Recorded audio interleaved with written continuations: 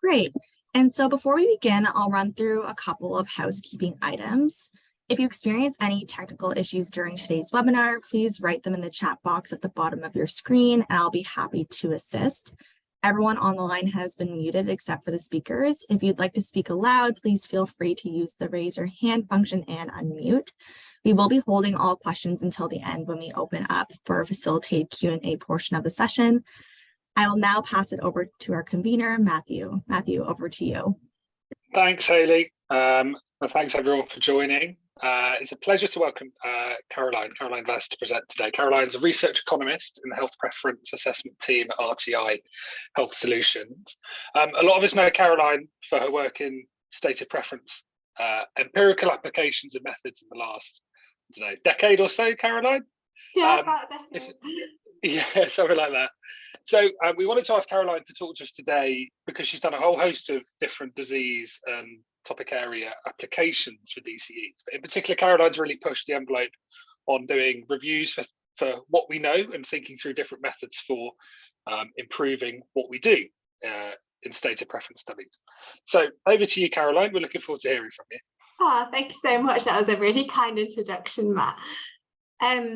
So today I'm going to talk a little bit more about matching and weighting techniques and how these can be used to improve the balance of our samples in stated preference studies. So there's an increasing interest in quantifying the degree of heterogeneity in stated preferences for health. And a lot of times this involves a split sample analysis to make comparisons between subgroups. Which is okay, but subgroups often differ in many of their characteristics. So not accounting for all of these characteristics may bias comparisons if these characteristics are also associated with preferences. Likewise, recruiting respondents to stated preference studies can be really challenging, particularly the type of research we do where so often we're sampling patients. So the sample we get for our stated preference study may not be representative of the population of interest, so it might not reflect the broader patient population, and it might not be representative of the general population either. So unrepresentative samples can be useful for indicating preferences, but if they differ to the relevant population and characteristics that are associated with preferences, then it may be difficult to generalize from the results. And we know that white middle-class women do most of our surveys, and that's not very diverse. So to try and mitigate this lack of diversity and improve the representativeness, we can implement targets and quotas, but again, these can be really difficult to implement in patient samples, which are already hard enough to recruit. So in both of these contexts, doing subgroup analysis and then thinking about how our sample represents the population, it might be beneficial to try and improve the balance. And so in this seminar, I'm going to explore how matching and weighting methods developed in the causal inference literature could be useful for stated preference researchers. And I'll examine these approaches and see how they can affect the results of stated preference study and the subsequent conclusions that we draw using a hypothetical example with some simulated data and an empirical example that's actually from my PhD. And I'll discuss when these approaches are useful and when they are not, because there's good reasons to match and weight, but there's also reasons that you might not want to. So I just wanted to caveat this seminar and say that this is not about new models. It's about using existing techniques alongside existing discrete choice models. So it's definitely not about creating new matching or weighting techniques or even trying to critique those that are available. This is just illustrative and exploratory. So taking methods that have been developed in other areas of economics, particularly those concerned with causal inference, and then implementing them in stated preference research. So simply about trying to reduce some of the observable sources of bias, which can occur when we're analysing preference data, and help us interpret the results, which perhaps means that the results are more generalisable. So to start with, I'm going to talk really briefly about causality and bias. So let's suppose we're interested in illustrating preferences for a hypothetical treatment Y, and we want to examine heterogeneity in preferences, but those preferences are driven by a range of other characteristics X, such as age, income, education, and health. So when it comes to doing subgroup analysis, if we split the subgroup, and split the sample into subgroups, then a naive comparison will not only reflect those true preference heterogeneity between the subgroups that's driven by that factor that you split them by, but also the effects of those other differences in X among the individuals across the subgroups. Likewise, if the sample and the population of interest differ in these characteristics X, then the preferences reflect that of the study sample and not those of the wider relevant population. So when we interpret our preference data, we need to make the strong assumption that there's either no difference in individual characteristics across the subgroups that we're comparing, or between the sample and the population of interest. So there's balance on all these individual characteristics, or that these individual characteristics that differ across the subgroups in the sample and target population just do not affect preferences. So to avoid these assumptions, there's a range of methods available which aim to adjust the effects of individual characteristics, which should make these comparisons across the subgroups and generalizations from the study sample easier. So these methods generally involve matching and weighting to ensure samples are balanced on these observed characteristics that could be driving preferences. And adjusting for imbalance in observables means we should be getting closer to the causal relationship. So what it is that affects the subgroup membership, and get as close to having a representative preference estimate too. So sample study results that reflect the population of interest preferences too. So of course, there's also the problem of unobserved characteristics that we can't control for, but there is this idea that if we can adjust better for the observed predictors, then it's like more likely to produce results that reflect causal effects and produce samples that better reflect the population of interest too.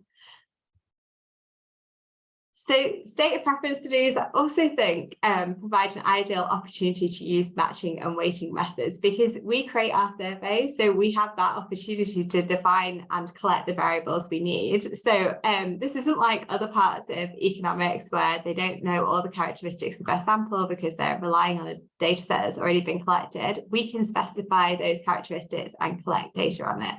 So as part of the development of the survey instrument, we can, and a lot of us already do, think about the variables that are likely to be prognostic of preferences to make sure that we have data on these. And this means that we can reduce the number of unobserved variables by making them observed and collecting information, and potentially that could mean less bias. Matching and weighting techniques largely involve pre-processing the data to improve balance on relevant characteristics that could be prognostic of preferences prior to conducting analysis. And then traditional discrete choice models are then estimated using either the match sample or weights from the sample, which allows for the less biased comparisons across subgroups and hopefully more generalizable results, which I think is important for interpretation.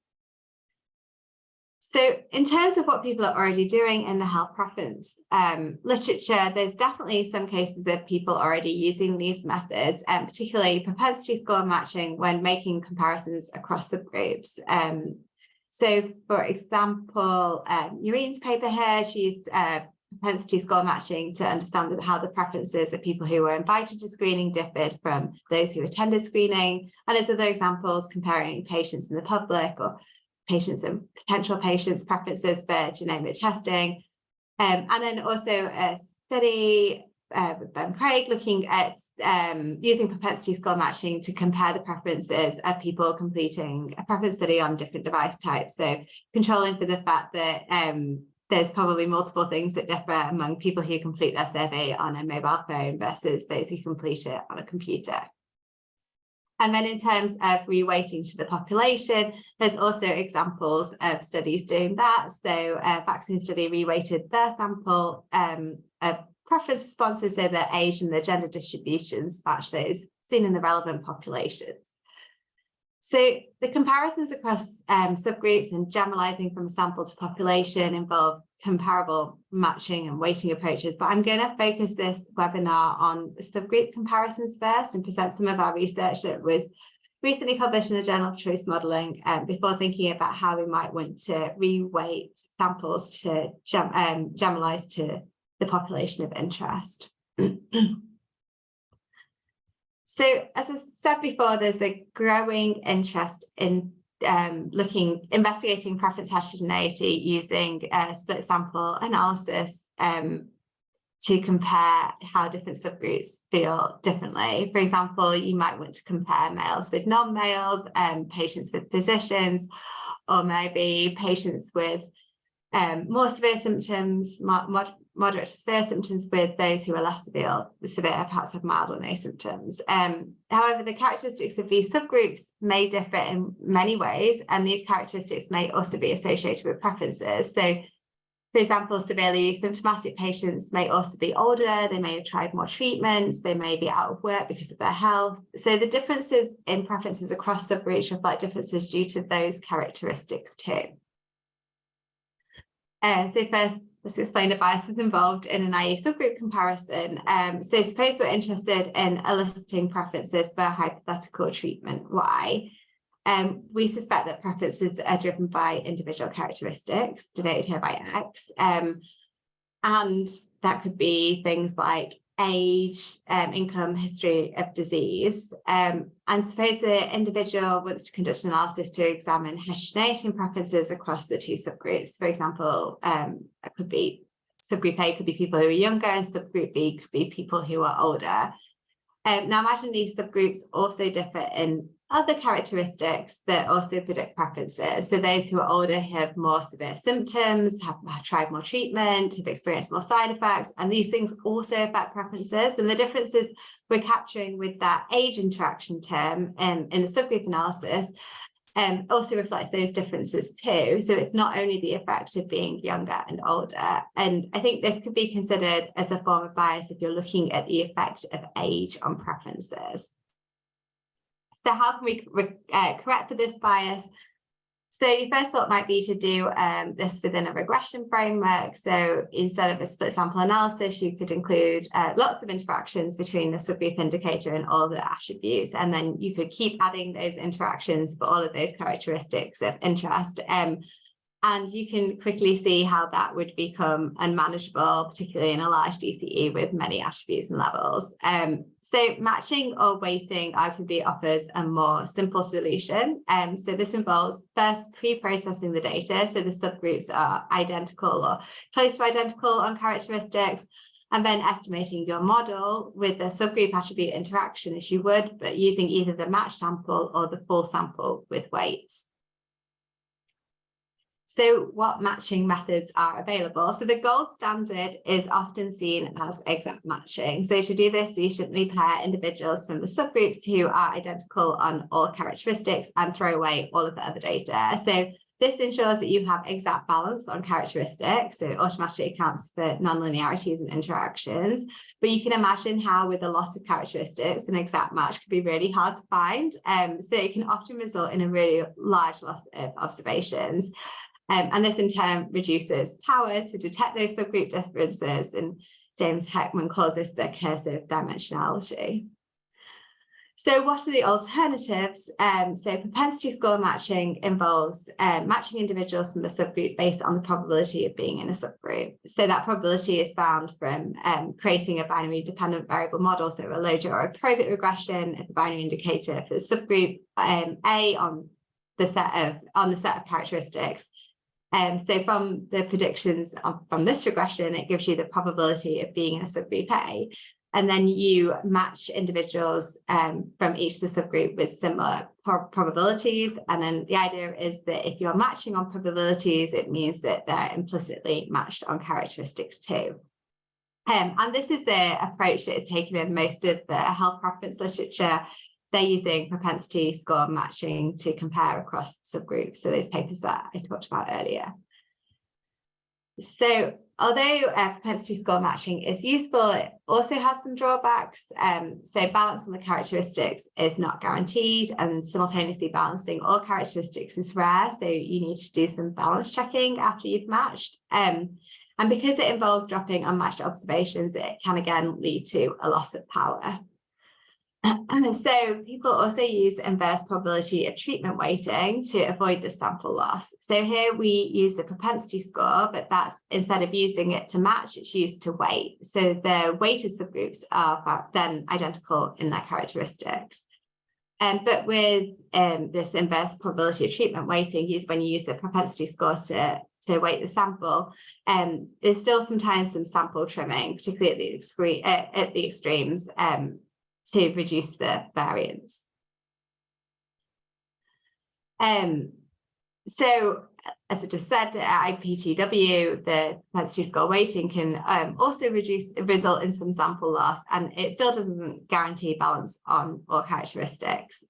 So entropy balancing has the potential to solve all of these problems, and this involves creating a set of weights which minimize the entropy distance to a set of balance constraints. And where weights exist, the weighting results in exact balances on characteristics, so there's no need to balance check. And in entropy balancing, the weighted regressions are estimated on the full sample, so there's also no loss of power. So now I've introduced these matching and weighted methods. I've got a simulated and an empirical example for us to look at for these approaches. So for the simulation, we created a data set to compare preferences of a sample of patients and the public for a hypothetical healthcare intervention described by the attributes health, life years, risk, and cost. And in our simulated data set, respondents were forced to make a choice among 3 hypothetical health interventions, and we simulated it for 15,000 respondents with 1/3 patients, 2/3 public. And for this illustrative example, we have no experimental design per se, and we assume homogeneity in the variance of the error term, so we're not worrying about scale heterogeneity. And then in our simulated sample, the important bit, we specified it so patients were older and had a lower household income. So in the data set, the utility function, in the simulated data set, the utility function for the sample of patients and the public was specified to be identical. So we have a preference homogeneity across those 2 samples. Utility was specified to be a function of attributes X and individual characteristics Z.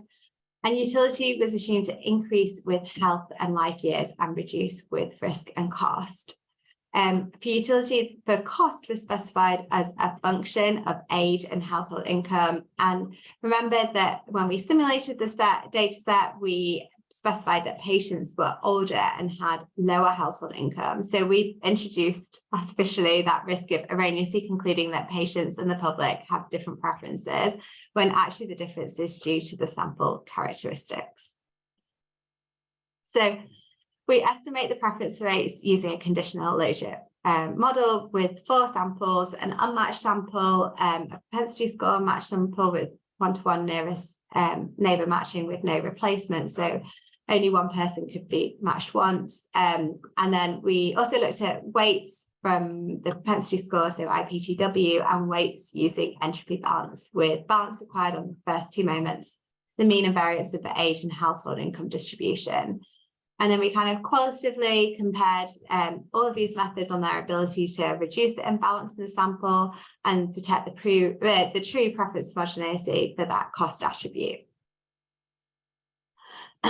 So first, let's look at balance. So from the plots, you can see that consistent with the simulated data, in that unmatched sample with the yellowy orange diamonds, there is considerable imbalance. And that's because we purposely made our samples differ on age and income. And then looking at the red diamonds, you can see that the propensity score matching, and also the bluey diamonds, the propensity score weighted, bring the results closer to 0, so they offer a large improvement in balance, but not quite exact balance. But looking at those green diamonds, which is the entropy balancing, you can see that that did lead to almost an exact balance, with a standard mean difference of approximately 0 for both age and household income. So what effect does this have on the preference estimates? So here we've presented the results of a conditional logic model with the 4 samples for the simulated example, with the interaction term here reflecting the preferences, the differences in preferences that's due to being a patient. So for the attributes health, state, life years, and risk, the interaction terms are approximately 0 and not statistically significant. And this is unsurprising. As the simulated data, we specified that preferences were homogeneous and utility for all of these attributes didn't depend on those individual characteristics. However, in the unmatched data, although the data were specified such that the preferences for cost were homogeneous, that you can see that there is a statistically significant large negative coefficient on that patient cost interaction term. So you could erroneously conclude that patients have a much statistically significant larger negative weight for the cost attribute. And that's not incorrect, but patients with the same individual characteristics as members of the public would actually feel the same on average. So when you look at the propensity score matching results, the interaction term for that cost attribute becomes is no longer statistically significant. And so researcher could correctly conclude that the preferences for the public and patients are actually homogeneous once you're controlling for those differences in the individual characteristics. But it's also worth noting that although the simulated data set contained a large number of observations, there's a considerable drop in the sample size when using the propensity score matching. So it almost halves. After IPTW, the sample is reduced, but by lesser amounts, so just a small amount of trimming.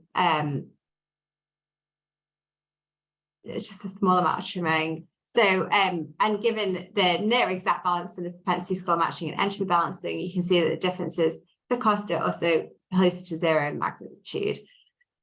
With entropy balancing, the model is estimated on the full sample. So we have all of the observations, and you can see again, the cost attribute is near zero and is not statistically significant. Sorry, I'm pausing just because I've got my video over my screen, so I couldn't see the results, all of the results. But that is a simulated data set, and how would these study hold if we use an empirical data set? So this is the data from my PhD, which was a DCE stated preference study enlisting 1,000 women's preferences for breast cancer screening. And the DCE had three attributes: the probability of detecting cancer, the risk of unnecessary follow-up, and the cost of screening. And respondents made a choice between two hypothetical screening programs or the option of no screening. So that was the opt-out. And in this empirical example, we selected the subgroup of interest as those who have had experience of cancer in the family to try and understand whether family exposure to cancer affects preferences for breast screening. Because there's also been an interest in looking at how experience affects preferences. So this is plausibly a subgroup of interest. And also because it's interesting to see whether directly comparing women with family experience of cancer to those who don't have a family experience, whether it reveals difference in preferences due to this exposure or whether it's due to different characteristics that are just associated with family exposure. So in this empirical example, we collected lots of data in the survey. So we're going to make use of all of the other background data, including things like education, employment status, age, religion, ethnicity, etc.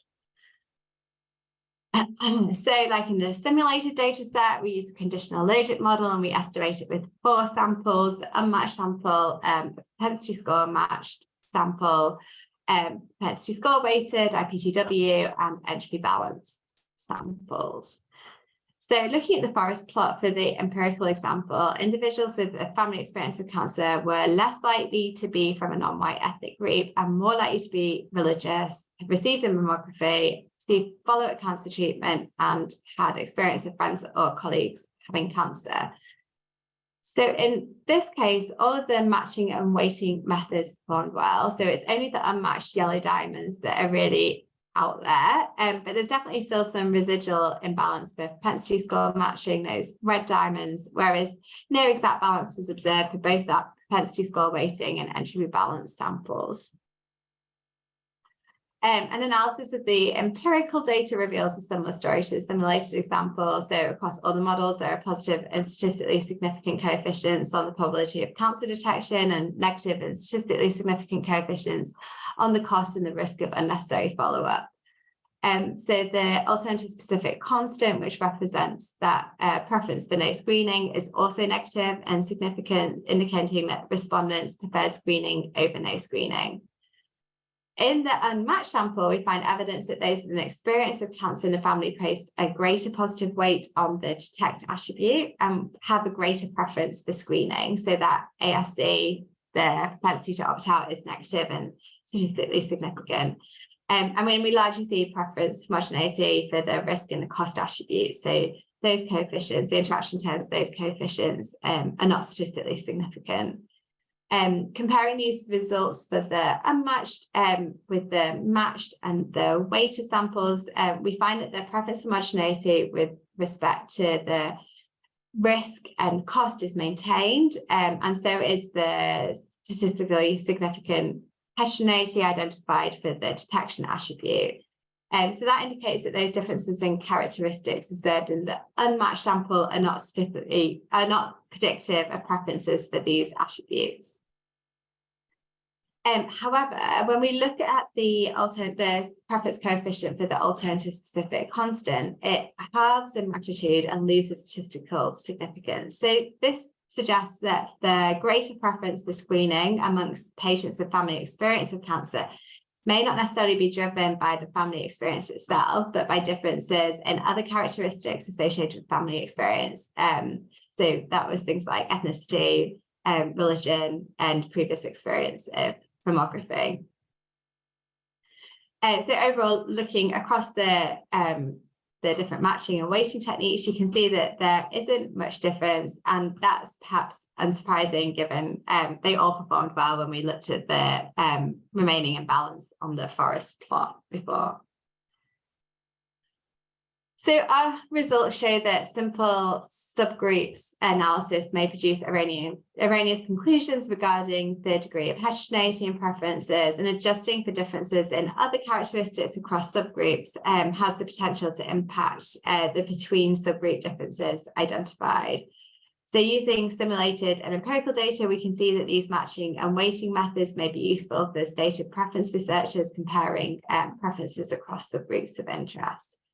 In our examples, entropy balancing looked really promising, and it ensured that we had exact balance and characteristics, but obviously further research is required to understand which approach is best.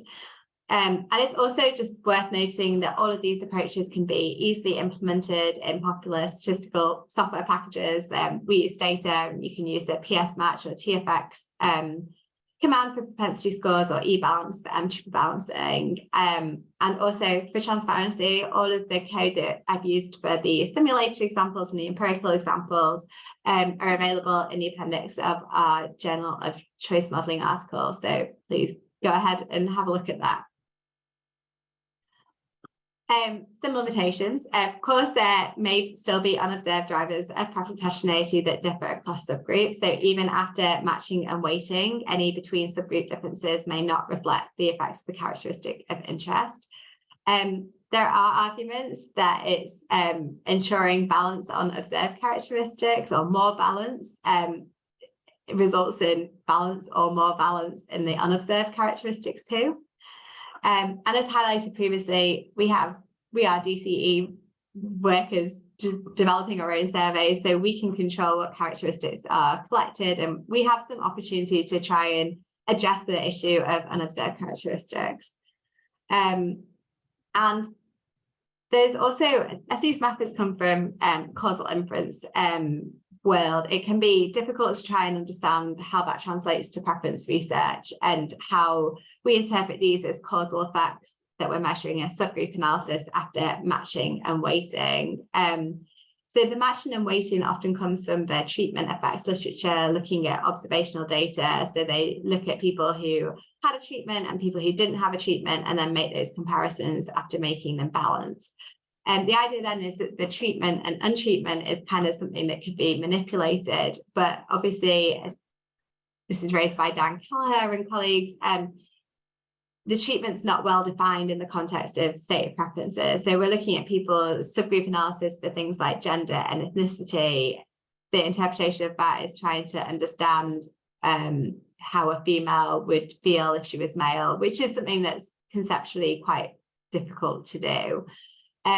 So I appreciate that there's also conceptual reasons for why you would not want to match and weight in subgroup analysis, but I think for some things, like the role of matching and weighting could be really important. So when you are like that study I mentioned before, comparing how people who complete stated preference surveys on a device versus on a computer have different preferences, then I think that the comparison is more akin to treatment, and it's easier to imagine how responses might differ as people changed treatment or became a PC user. So perhaps it's less about trying to use these causal inference methods and try and understand causal effects, but more about using the matching or weighting to reduce imbalance in other characteristics across subgroups.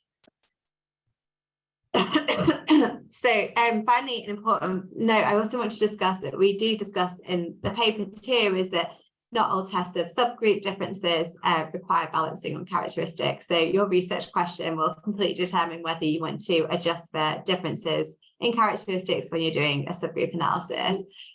So for researchers who are interested in understanding whether previous exposure to a treatment affects preferences for a new treatment, then prior experience might be associated with other things like having a longer diagnosis, having more severe symptoms, having comorbidities, and any one or all of those things could be the true driver of preferences between people who've had treatment before and treatment naive in a subgroup analysis. But another example would be a comparison of patients and physicians' preferences, which you see quite a lot in the literature. So it's not unreasonable to assume that patients and physicians may differ. So in many disease areas, the doctor's sample may have more qualifications, they may have a higher income, they may be in better health than the average patient. But if you're drawing comparisons across patients and physicians and you really want to isolate the effect of the impact of subject knowledge on preferences, like for example, you're interested in looking at information asymmetry, then these differences between patients and physicians should probably be adjusted for in your subgroup analysis, and having a more balanced sample could really help you understand that effect. But if, on the other hand, you are just interested in the difference of preferences and physicians because you want to understand how physicians' prescribing choices differ from patients' preferences, then allowing for those imbalances between the samples may be important because those imbalances are probably still going to exist in the real world. And likewise, whether you want to compare preferences for people across different countries and you want them to reflect the differences in population across those countries, then you wouldn't want to adjust for your samples in your subgroup analysis. But if you are interested in looking at the effect of culture, for example, the study that I cite here by Dan Kelleher was looking at the difference between migrants and the native population, but migrants were considerably younger and more likely to be in better health. So they controlled these differences just to look at the effect of being a migrant versus being a native. So ultimately, your research question will determine whether accounting for differences in sample characteristics is important. But I think it's worth trying to discuss a bit more about when you do and when you don't want to do these types of things. And of course, for some types of analyses, understanding whether preference heterogeneity is due to multiple characteristics, then things like latent class analysis is probably preferable than looking at these types of subgroup analyses anyway. But I do want to say that these types of methods can be used alongside other types of preference models. So the examples that we presented today were just based on a conditional logic model because that was easy to implement and ran nice and quickly in the code that we were submitting alongside the journal article. But there's no reason that these types of weights or the matching samples can't be run on models like a mixed logic RPL. This is just an illustration. And I think also to lead into the next topic, it can still be useful to use these methods even when analysing for preference heterogeneity isn't the goal. So in the next part, I'm going to talk about reweighting samples. So this is reweighting a sample so that your study data reflects the target population or the population of interest. So it's a little bit like the subgroup analysis, but instead of subgroups A and B, one subgroup is your sample that you've collected data from, and the other is the target population. So DCEs, like other stated preference methods, are often conducted with convenience samples rather than a random sample of the population of interest. And that's completely justified by the fact that we're often using patient populations, and recruitment is challenging enough without trying to implement a random sample. And even to implement targets or quotas can be really difficult too, particularly in rare diseases. So it could be really useful to have weighting methods to try and adjust the collected preference data so it's more representative of the target population, or just better reflects the expected diversity, so we can move away from the white middle class female sample. Also reweighting can be particularly useful if you are designing your preference study before the target population has been defined. So sometimes this is defined after data has been complete. You might want to have a preference study, but you're not sure whether it should reflect the pivotal trial, if it's going to a regulator, whether it should reflect the wider patient population, or whether it should just actually reflect the preferences of the general population. So that probably depends on how the results of the preference study are being applied, but it can be useful to reweight if you don't know what your preference study should look like when you go to data collection. In the survey literature, more generally, reweighting a sample is also used to correct for other imbalances between the sample and target population, so things like selection bias and non-response. And also this kind of reweighting could arguably be used as a sensitivity analysis, so you can consider how different sample weights affect the results and how robust the derived valuations are when generalizing to different populations. So, as with subgroup analysis, reweighting the sample only affects results with the characteristics. Driving differences between the sample and population are also driving preferences. So to illustrate this, imagine we have a general population with an equal number of red people, green people, and grey people. And within this general population, there's a patient population, but that is mostly people who are red. And we collect, imagine we collect a preference study sample, but that study sample ends up being mostly green. And so it's neither reflective of the patient population or the general population. So if there's no correlation in preferences, then it doesn't really matter what proportion of green, red, or grey we have in the preference study sample, and reweighting wouldn't change our results.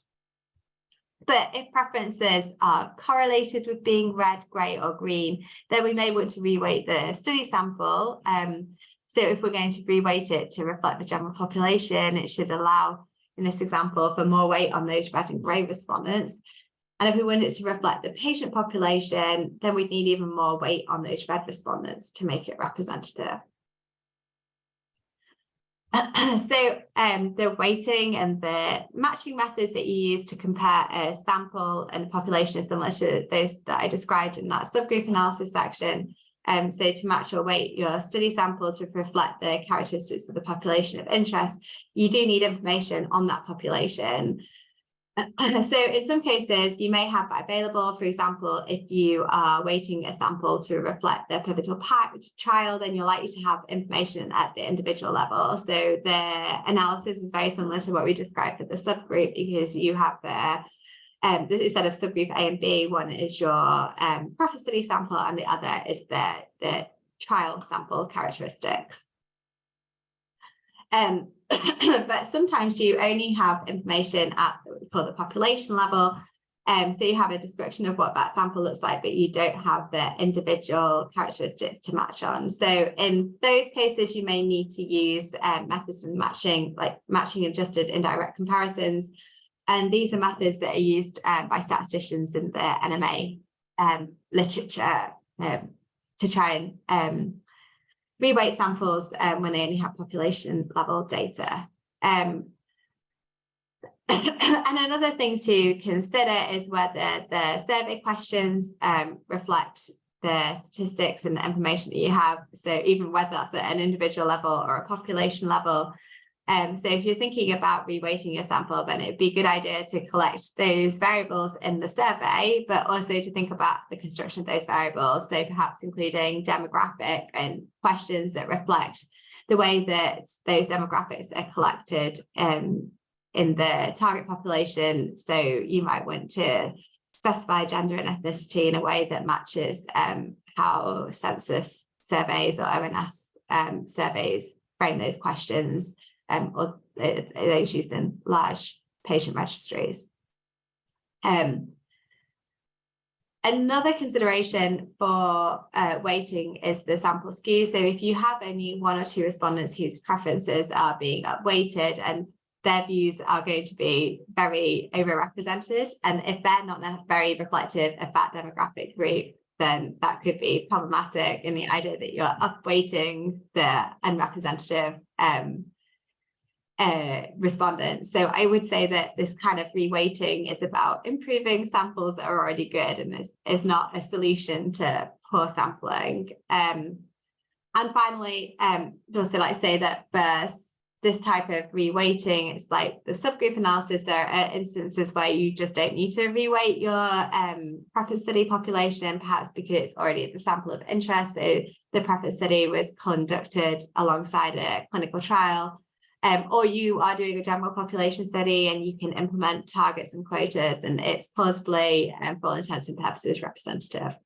But as I said before, if you reweight the sample, but those you didn't need to reweight the sample because those things that were driving the differences between your sample and the population of interest weren't correlated with preferences, then the reweighting shouldn't affect your results.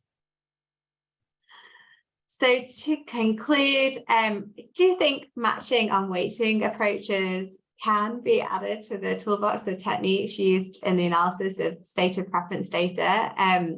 This, I think, step of pre-processing the data prior to analysis can help us better understand differences across subgroups and help us generalize our study results from our preference study sample to the wider population of interest. And I think then as a consequence that these methods can potentially help decision makers when they're trying to use stated preference data to answer their research question, and it just helps them control for all these characteristics that might differ between subgroups, that might differ between samples too. So I welcome any questions. I don't know if I received any during the talk. Thanks, Caroline. Thanks very much. Very clear, very comprehensive. I think everyone's muted, but I'm sure you can hear the rounds of applause in there somewhere.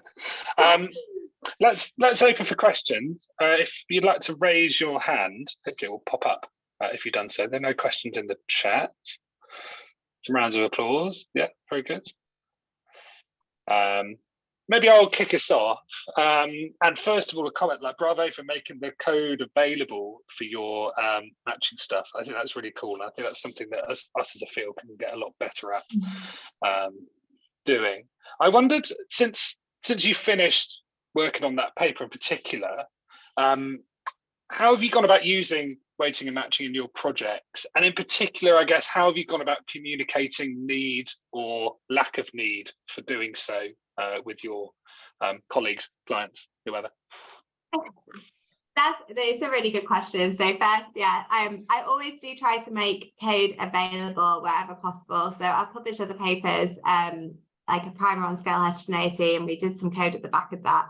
I have also made the code available for the empirical example, and unfortunately it's all available, but it's linked to a data set from my PhD, which I don't think I can publish the data for because of how the informed consent was acquired from patients. But yeah, it's all there for transparency. Your question about how to use these methods. So I think that we're not using them well. I've used them in a paper that I published with Marco Bari, which was looking at device type and how that differed by user. So it was similar to the Hartman and Craig paper that I cited in the talk. We were interested in understanding whether you got different preferences from people who completed the study on a mobile phone or a tablet compared to people who completed it on a computer or a laptop. And of course, it's not just the device type that's going to differ there. We found that people who completed the survey on a computer or a laptop tended to be older people.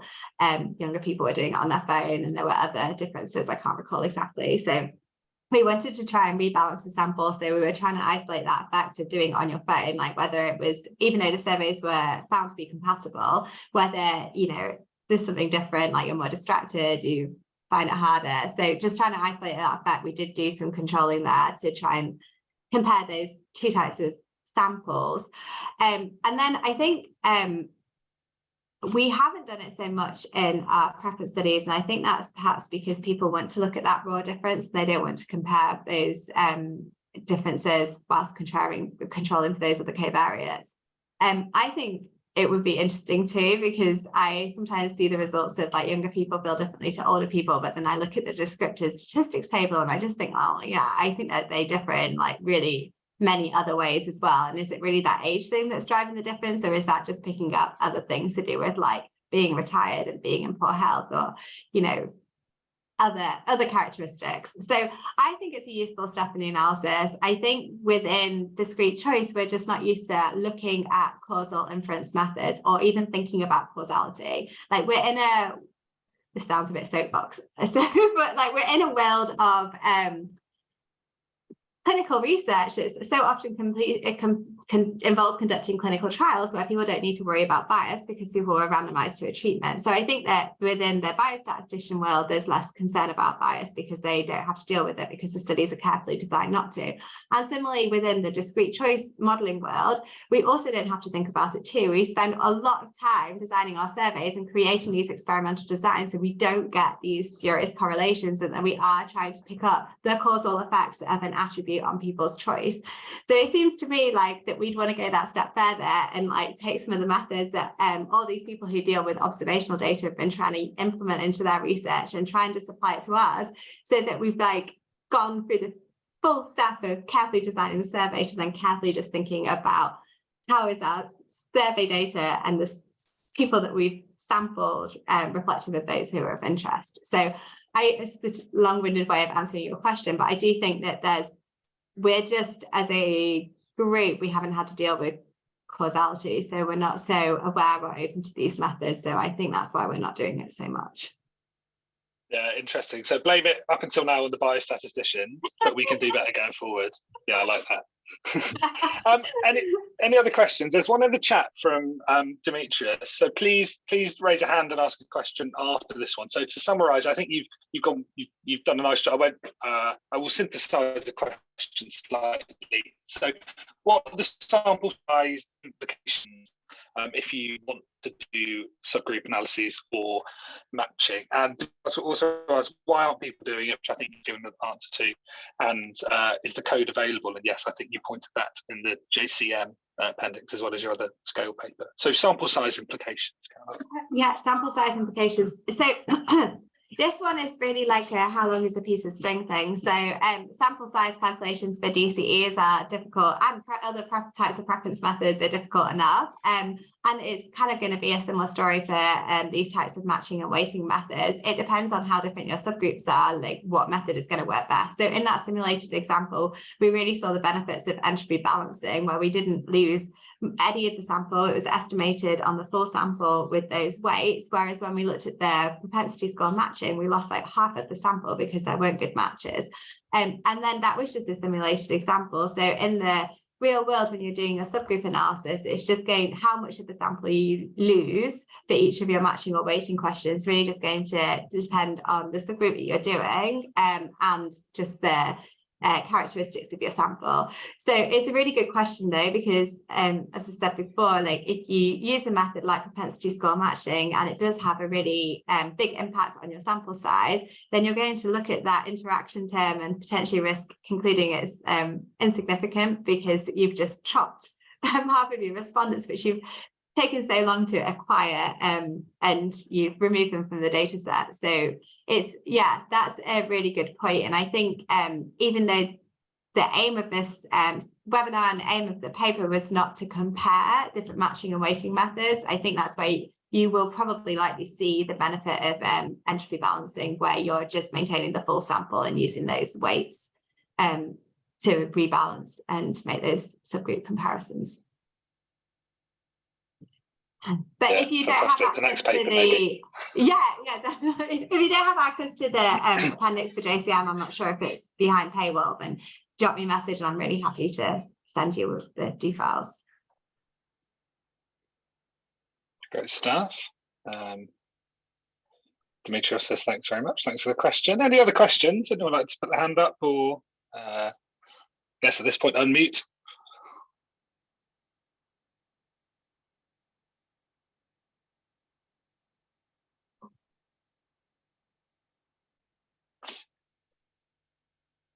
Sorry, I'm not on my computer, I'm on an iPad, so I'm just navigating slightly between things. Yeah, lovely. Thanks for the presentation. Okay, well, I tell you what, we're 7 minutes to the hour, so we'll wrap up there. Caroline, do you have anything else you'd like to just say before? No, that was really good. Thank you so much. It was really nice to present this work, and really, if anyone has any questions, I'm happy to follow up over email. Just drop me a message. Fantastic. Well, thank you, Caroline, for coming and presenting to us. Thank you to the iHear team for hosting us, and thanks everyone for attending. So the recording will be up online soon. And yeah, rounds of applause flying in. So thanks again, Caroline. Thanks so much. Thanks, everyone. Bye, everybody.